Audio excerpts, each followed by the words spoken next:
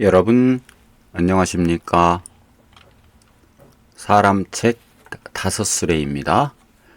실록 대하소설 조선왕조 500년 제5권 왕도 일곱 번째 이야기 높은 화악 도도한 한강.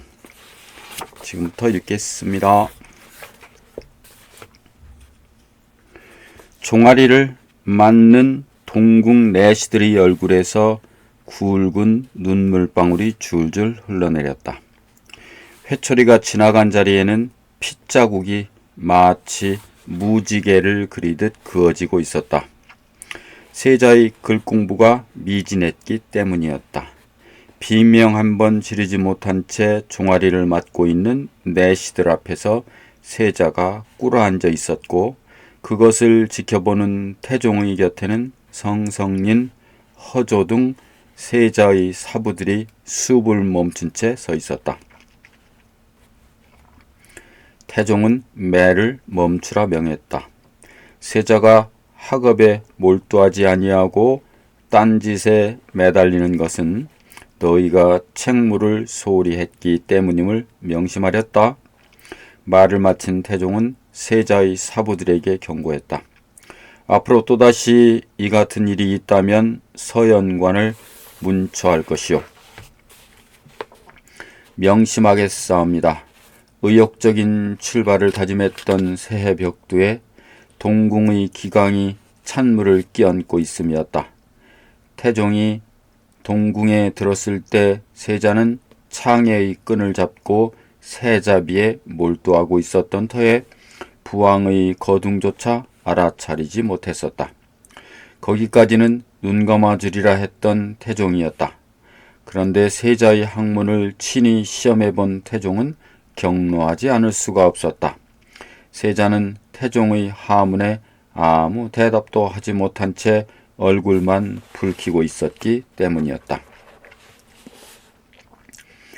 동궁을 나서는 태종의 모습은 우울해 보였다. 잠시던 태종은 만조 백과들을 불러놓고 의욕적인 시정의 방침을 피력했었다. 그때의 태종은 의욕의 덩어리로 보였었다. 태종 5년 1405년 1월 15일이었다. 올해는 신도로 옮겨가야 하는 해가 될 것이요.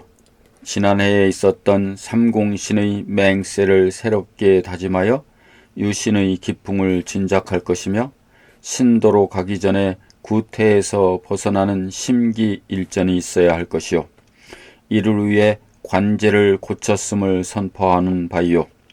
아직도 고려의 구제가 남아있었다. 태조 정종조에서 조금씩 고쳐진 일이 있었으나 새롭다 할 만한 것은 없었다. 지금까지는 의정부가 각사를 총관하고 좌우 정승으로 판사를 겸하게 하였던 탓에 육조에서는 조정정치에 참여하지 못하고 있었는데 이때에 이르러 사평부를 혁파하고 호조에 기속시켰으며 승추부를 병조에 기속시켰으며 동서반의 전선이 이조와 병조에 기속되었다. 또 의정부의 서무를 나누어 기속시키고 육조에 각각 판서 한 사람씩 두고 직지를 정이품으로 했다. 이로써 조정의 업무가 육조를 중심으로 처리되는 틀이 잡히게 되는 것이었다. 새 직제에 따르는 인사이동도 있었다. 하윤이 의정부 좌정승, 조영무가 우정승, 권군이 의정부 찬성사로 옮겨 앉았고 이숙번은 참찬 의정부사, 이직이 이조판서, 남재가 병조판서, 이지가 호조판서, 유양을 형조판서, 이문화를 예조판서, 최이가 공조판서, 그리고 맹사성을 동부대사원으로 삼았다. 여기서 주목되는 것은 맹사성의 발탁이다. 그는 명장 최영의 손서였던 까닭으로 벼슬길에 오르기 어려웠으나 왕명을 출납하는 대언의 자리에 오를 수 있었던 것은 고려의 일들이 서서히 잊혀져 가고 있음이었다. 맹사성의 나이 때 46살이었다. 영의정 부사는 송당이 맡아주시오. 송당은 조준의 호다. 경사의 능통함은 물론이요 새 왕조 초기의 문물 제도를 정착시킨 조준에게 의정부 부사를 제수하는 것은 당연한 일이었다. 교지를 내린 태종은 다시 입을 열었다. 아무리 좋은 제도가 있다 해도 이를 잘못 운영하면 소용없는 일일 것이요. 경들은 새 제도를 이 땅에 정착시키는 일을 천명으로 삼아야 할 것이며 이 나라 종사가 만세에 걸쳐 태평성대를 이루도록 모든 노고를 아끼지 말아주시오. 명심하겠사옵니다, 전하. 그리고 공저에서는 별궁의 역사를 서두르시오. 드디어 화학과 도도한 한 수가 새 주인을 기다리고 있음도 명심해야 할 것이오. 이 같은 열의와 의욕을 보였던 태종이 잠시 후 동궁에 들렀다가 세자의 학업이 신통치 못함을 친히 시험하였고 그래서 내시들을 맺으라고 돌아서는 태종의 마음이 편할 까닭이 없었다. 전하, 신의 무능함이 없고 신의 불찰이옵니다. 용서해 주시옵소서. 태종을 따르던 성성인이 송구스럽게 조아렸다. 태종의 대답은 침통했다. 왕통은 적장자로 이어져야 합니다. 세자의 소중함을 이보다 더 분명히 할 수가 있는가? 그것이 조정의 소망임을 알고 있사옵니다. 부탁이요. 태종은 그 길로 덕수궁으로 거동하여 태성왕을 문안했다. 송당이 앓고 있다면서요. 그러하옵니다. 곧 책 회차할 것이옵니다. 송당만한 제목이 아직은 없어요. 태성왕 이성계에게 있어서 조준만한 오른팔은 없었다. 고려 말의 혼미에서 전제 개혁을 시도하지 않았던들 이성계의 명성과 수완은 빛날 수가 없었을지도 모른다. 그런 조준이 병석에 있다는 사실이 태성왕을 몹시 우울하게 하고 있는 모양이었다.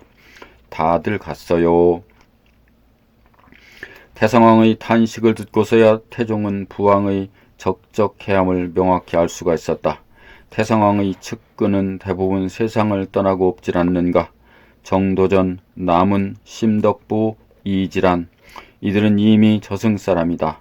두 아내를 잃고 네 자식을 잃은 태성왕이 자신의 우익과도 같았던 창업 공신들과 사별하면서 미구에 닥쳐올 자신의 종말을 예견할 수 있는 것은 지극히 자연스러운 현상이다. 또 비록 병석에 있으나 살아있는 조준을 그리는 것도 인지상정이 아니겠는가. 웬만하시면 주상이 날 대신해서 송당을 문병해 주세요. 연화방이면 별궁과도 가까운 거리가 아닙니까? 명심하겠사옵니다. 주한상이 들었다. 태종은 부왕의 잔을 채워 올렸다. 태성왕은 술잔을 비우면서도 적적해했다. 아바마마, 송당의 나이 예순입니다. 심려하실 일이 아닌 줄로 아옵니다.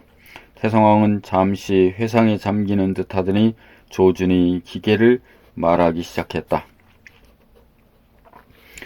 가계를 말하기 시작했다. 송당의 증조부 조인규는 원래 농군의 자식이었어요. 밭을 잃은 농군이면 살기가 어렵질 않겠습니까? 농사는 시원치 않은데 관원들의 수탈은 날로 심해가고 그래서 역관 시험에 응해서 등과를 했다고 들었습니다. 서북면에서 산 사람이라 중국 사람을 만나기도 수월했고 그러자니 중국말에 능통할 수밖에요. 신도 들은 바가 있사옵니다.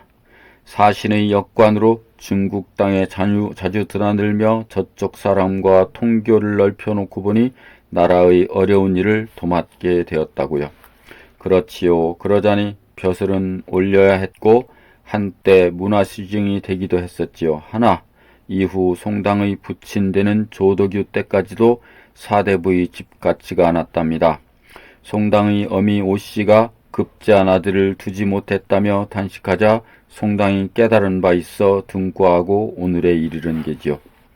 내게 대학연의를 주어 나라를 다스리는 법을 알게 한 송당은 그처럼 사심없는 집안에서 뛰어난 재상으로 자라난 겁니다. 난 본받을 만한 사람이라고 생각하고 있어요.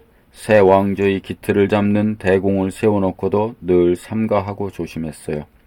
전하의 분부 전하 올리겠사옵니다. 태종이 태성왕에게 한 약조를 지킬 수 있는 것은 4월이 돼서였다. 조준의 문병도 서둘러야 하는 것이었으나 그보다도 별궁의 진척이 더 궁금했다. 그러면서도 서둘러 한양으로 떠나지 못했던 것은 바쁜 정무로 쉽사리 짬을 내기 어렵기 때문이었다.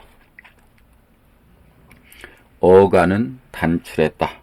몇몇 호종하는 병사들 말고는 이숙번과 박성명만이 따랐다.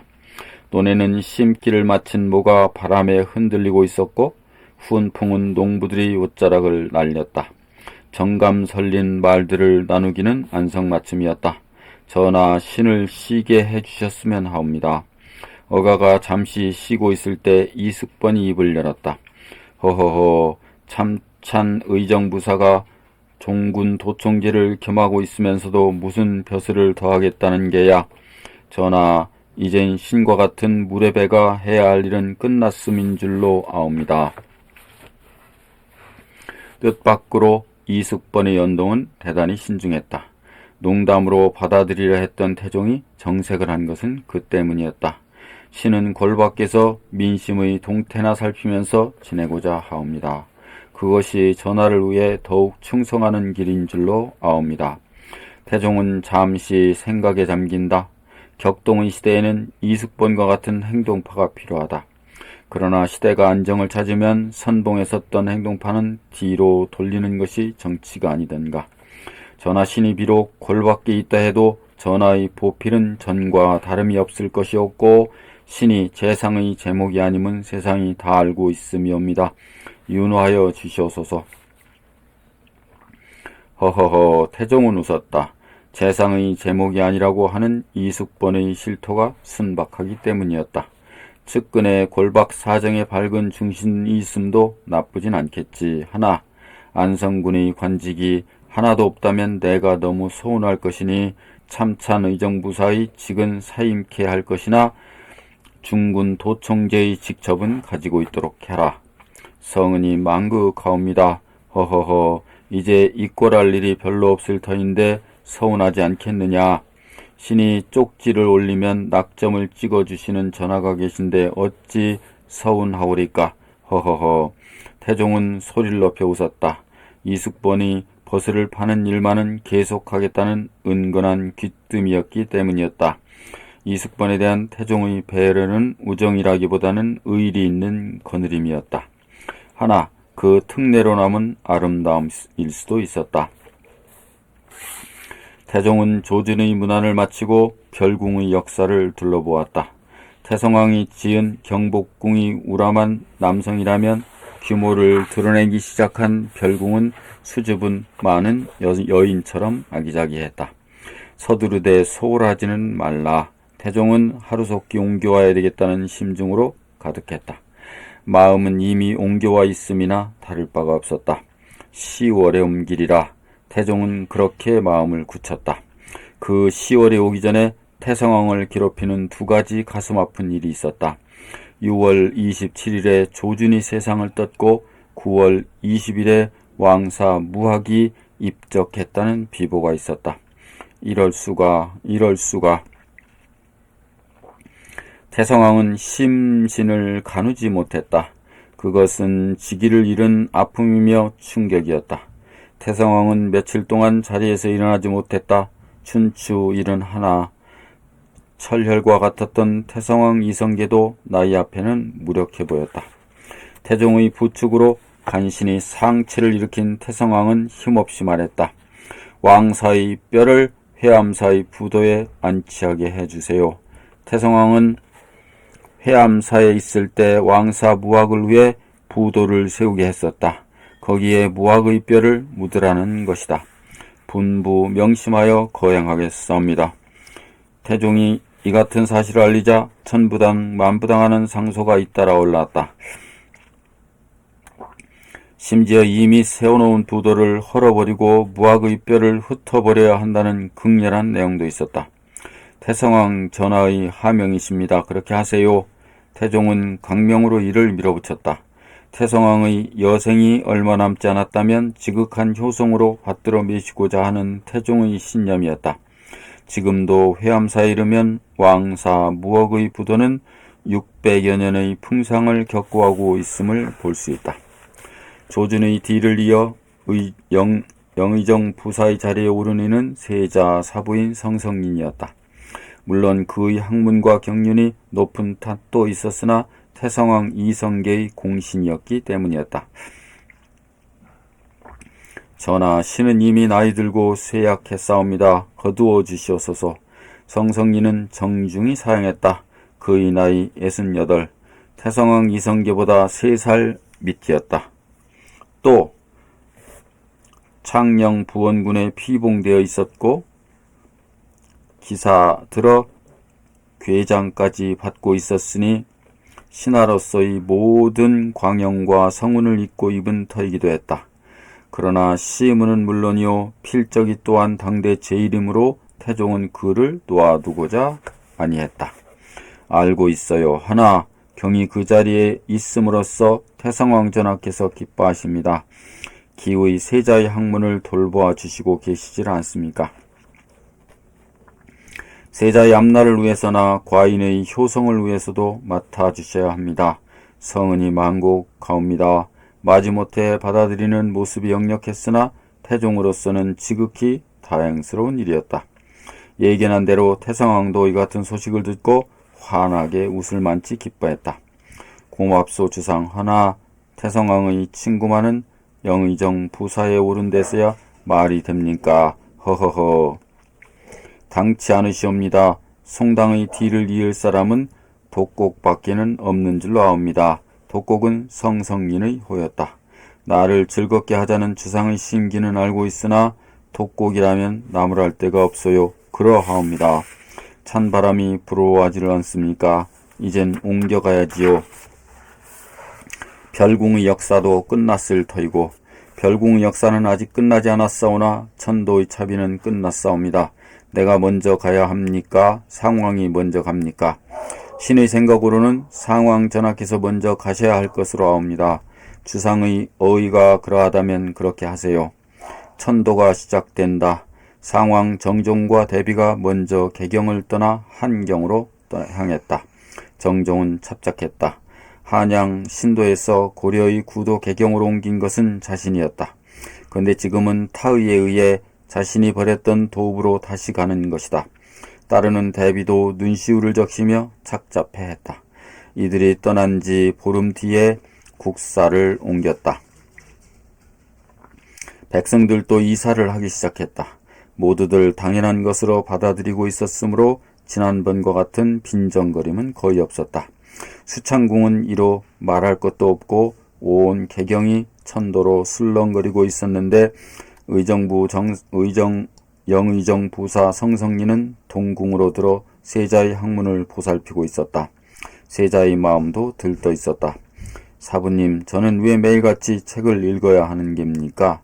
사흘에 한 번, 닷새에 한 번 읽어도 알아야 할 것이면 알 수가 있을 것이옵니다. 세자는 온몸을 비꼬듯 틀면서 물었다. 성성리는 근엄한 얼굴을 지었다. 네, 사부님? 군왕의 학문은 심장적귀, 옛사람들의 글귀를 따라서 글을 짓는 데에만 있지 않고 고금의 칠안과 인물의 사람됨을 알아서 덕성을 함양하는 것이옵니다. 재해를 가꾸는 일은 그 다음이 일이옵니다. 저하. 하오면 바쁜 사람들은 재해를 가꿀 겨를이 없지를 않사옵니까? 그럴 리가 있사옵니까? 더욱이 세자 저하께서는 모든 때가 곧 덕성을 가꾸는 때이옵니다. 그러니 한가롭게 편안한 때를 맞아 시서와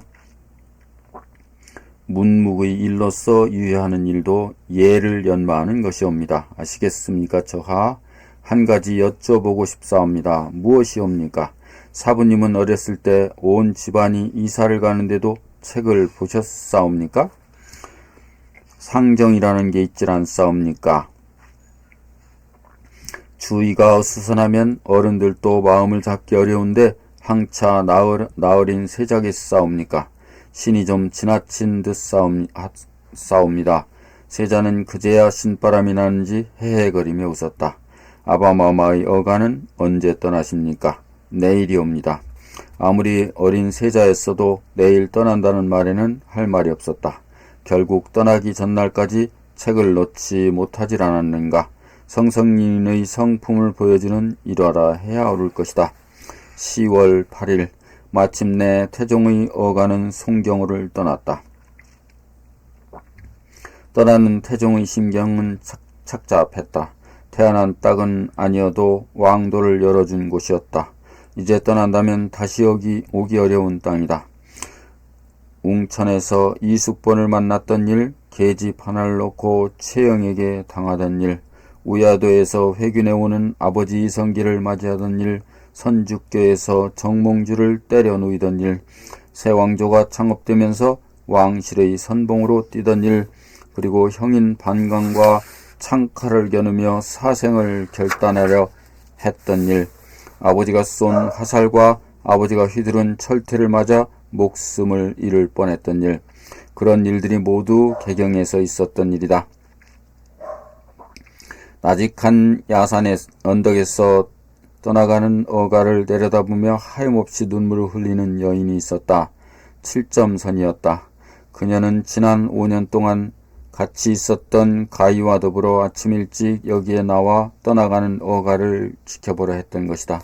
어가에는 비단 휘장이 쳐 있어 목매에도 그리던 태종의 모습을 보이지는 않았다.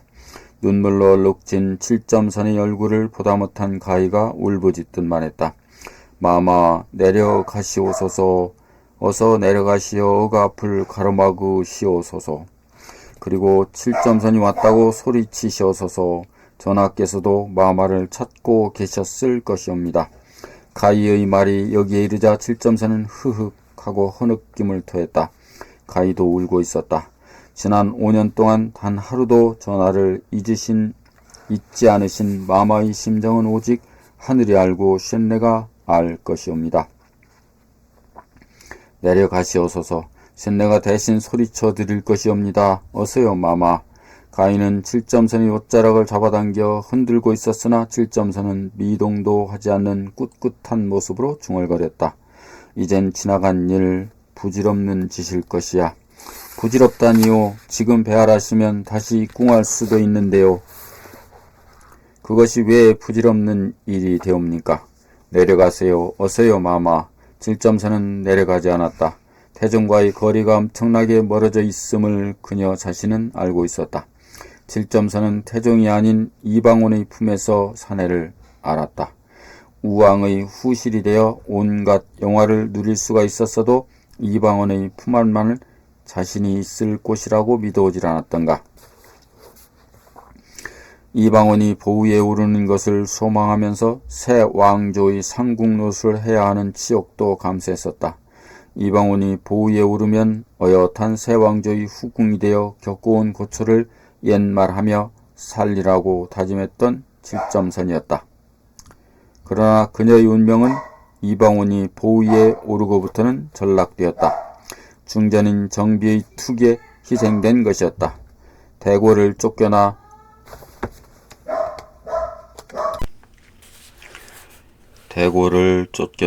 술청을 연 것도 태종을 다시 만나기 위한 일념이었다. 박성명을 끌어들이고 이숙번을 끌어들여 태종과의 재회를 애원해 보았지만 모두가 허사였다. 그리고 5년이 흐른 지금 멀어져가는 태종의 어가를 지켜보면서 태종과의 거리를 셈해보고 있는 것이다. 천리 바뀔 것이라는 생각이 들기도 했고 이승과 저승만치나 먼 거리라는 생각이 들기도 했다. 그만 돌아가자. 태종의 어가가 산모퉁이로 사라지고 있을 때 7점선이 탄식하듯 내뱉었다. 무엇 타러 나오셨습니까, 마마? 눈물만 쏟겠다고 새벽부터 서둘렀사옵니까? 네, 마마. 마침내 가희는 목을 놓아 울기 시작했다. 7점선은 들먹이는 가희의 어깨를 감싸 안으며 다독였다. 우리도 한양으로 가자. 설사 살아서 다시 만날 수 없는 먼 거리에 태종이 있다 할지라도 한 발자국이라도 가까이에 있고 싶은 것이 7점선의 마음이었다. 태종 5년 10월 11일 태종의 여가는 신도 한양에 당도하여 종묘의 앞에 이르렀다. 도읍을 옮겼음을 종묘에 고해야 하기 때문이었다. 태조 3년에 한양으로 도읍을 옮긴 지 11년 만에 돌아옴이었고 정종 1년에 송도로 되돌아간 지 6년 만의 일이었다. 모든 시련은 신에게만 내려주시옵소서. 모든 내란과 분쟁, 외침 또한 신의 시대에만 있게 해주시옵소서. 모든 피비린내 나는 싸움을 신의 손으로 마무리게 하여 주시옵소서. 그리하여 신의 후대에는 태평성대가 이루어지게 해 주시옵소서. 태종은 충심으로 그렇게 빌고 종묘를 나섰다. 화학은 우뚝하고 한수는 도도하다. 조선왕조 500년의 영역의 역사가 여기서 이루어지려 함이었다. 태종의 임시거처는 연화방에 자리한 조준의 집으로 정해졌다. 아직은 별궁이 완성되지 않았기 때문이었다. 별궁의 역사는 막바지에 와 있었다. 장장 1년에 걸친 역사가 마무리만 남겨놓고 있는 것이었다. 제조 이직은 빈틈없이 지휘했다. 별궁의 역사가 매듭지어진 것은 태종이 한양으로 옮겨온 지 열흘 만이었다. 10월 20날에 태종이 별궁으로 거처를 옮기니 지금의 창덕궁이다. 여기서 잠시 당시 창덕궁을 살펴보기로 한다. 정침전이 3간, 동서침전이 각각 2간, 동서천랑이 각각 2간, 남천랑이 6간, 동서소행랑이 각 5간인데 동서행랑에 접해있고 북행랑이 11간, 연배, 서별실이 3간, 동서행랑이 각각 15간이다. 동루가 3간, 상고가 3간이고 그 나머지 양전의 수락간, 사웅방, 탕자, 세숫간 등 잡간각이 총 118간인데 이상의 내전이다. 편전이 3칸, 보평청이 3칸, 정전이 3간이고 월대는 동서가 광이 63척 9천, 남북은 광이 33척, 상층은 제고가 3척 5천, 중층은 광이 5척, 계고가 4척 1촌이며 전정은 남북의 광이 117척 남짓하고 동서가 광이 156척 남짓하다. 동변은 상층이 3칸, 중층이 4칸, 행랑이 9칸이며 대문이 3칸, 좌우 행랑이 각각 9칸, 승정원청이 3칸, 동행랑이 10칸, 남행랑이 4칸, 북행랑이 4칸, 외행랑이 5칸, 희루가 3칸이다. 태종실록에 적힌 이상의 기록을 상고해 본다면 그 규모가 오늘의 창덕궁에서 볼 수 있는 기본 건물만이 이루어졌음을 알 수가 있다. 그러나 신도에 마련된 새 궁궐의 역사가 끝나고 임금이 거기서 기가하기 시작했다는 사실은 일대의 경사가 아닐 수가 없었다. 시문에 능하고 문장이 높은 중신들이 이 같은 경사를 보고 그냥 있을 수는 없는 일이었다. 전하 신의정부 찬성사 권근은 오늘의 경사를 맞아 화학시를 바쳐 올리고자 하옵니다. 거두어 주시옵소서. 오 그래요.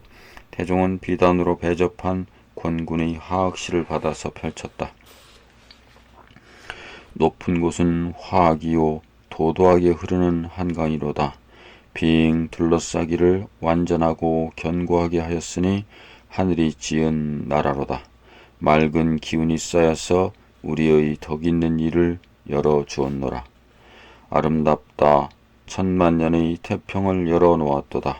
도도하게 흐르는 한강이요 높고 높은 화학이로다. 우리 조선을 열어 주었도다. 밤낮으로 공경하고 삼가서 길이 하늘을 두려워하도다. 자손이 잊고 있어 영억만년을 펼치리라. 태종은 한박 같은 웃음을 보이며 만족해했다. 종사를 찬양하고 천도한 땅에서 영원히 번영하기를 기원하고 있지를 않는가. 전하 신 좌정승 하윤은 한강시를 바쳐 올리고자 하옵니다. 거두어 주시옵소서. 오 경도요. 전하께서 한성으로 환도하심에 시민이 모두 기뻐하여 구름처럼 모이고 부로들은 눈물을 흘리며 감격하고 있사옵니다. 신은 진실로 전하의 아름다움이 무궁토록 전해지고 전하의 성덕이 하늘의 해와 같이 빛나기를 기원하옵니다. 고맙소. 어서 올려주시오. 태종은 하윤이 올린 한강시를 다시 펼쳐들었다. 가슴 뭉클하게 치밀어 오르는 격정을 참을 길이 없었다. 한강의 물은 옛부터 깊고 넓으며 화학의 산은 하늘에 의지하여 푸르고 푸르도다. 성왕이 발흥하여 동방을 차지하였도다. 이제 국도를 정하니 한수의 언덕이로다. 종사가 편안하고 천우는 영원하도다. 한강은 흘러 바다로 들어가고 화산은 우르르하여 푸르고 성하도다. 성군이 이때어 일어나서 신궁을 파야오로 경영하도다. 백성을 보기를 자식같이 하시니 백성들이 즐겁게 역사에 다다랐도다. 중략. 근면하신 우리 임금이여 효도와 우애가 순수하고 지극하도다. 종친이 화목하고 내조는 진실로 아름답도다. 밝으신 우리 임금이여 하늘이 그 덕을 조림하시어 성하고 창성하게 하였도다. 빛나고 편안하여 수고하고 강령하도다. 자손 만세에 복을 내려 길이 무궁하리로다. 태종은 눈시울이 뜨거워짐을 느낀다. 비로소 뜻한 바가 이루어짐이며 비로소 왕위에 있음을 실감하게 했다.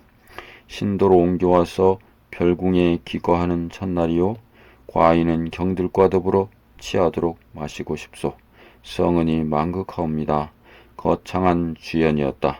누구 하나 기뻐하지 않는 사람이 없었다. 태종은 중신들의 사이를 누비고 다니며 술을 마셨다. 참으로 오랜만의 통음이었다. 내 어찌 임금의 자리에 있다 하여 얇은 얼음을 밟는 마음을 잊으리. 태종의 마음이었다. 그는 신도 한양에서 그가 일찍부터 다짐해온 야망의 왕도를 걸으라리라 수없이 다짐했다. 한양의 신궁에서의 첫밤은 태종의 치기와 함께 깊어가고 있었다. 이번 장은 여기까지입니다. 여러분 고맙습니다.